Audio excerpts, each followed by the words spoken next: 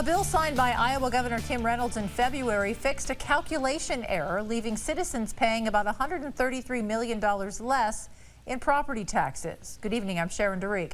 However, as a result, local governments like Scott County were left with a deficit. Hey, I'm Redrick Terry, and TV6's Hernan Gutierrez spoke to a county supervisor about how they plan to make up that loss. Hernan?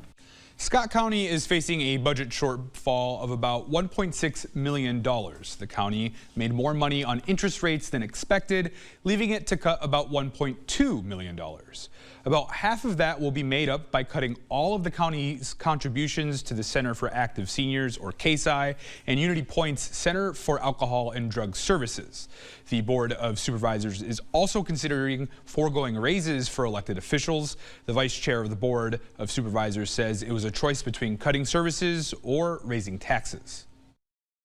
We decided that we did not want to raise taxes. Scott County Supervisor John Maxwell says upon learning about the state's calculation errors, the board had to reevaluate its 2024 budget. So we reached out to all of the departmental heads again and explained the situation and said, hey, what can you do to help us? Some of them were small, some of them were rather significant. As a result, CASI will no longer get its $213,000 contribution from the county.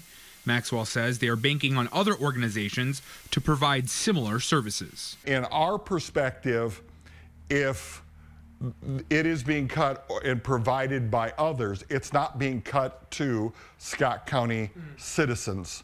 It is just a different way of getting it. Meanwhile, CADS is losing its $688,000 contract as the need for its services in the county jail is declining. It is not being used to what it used to be, and so therefore there is a great possibility of cutting that funding. While those two services are the most impacted, smaller cuts were made to other departments, and some brought in more money than expected.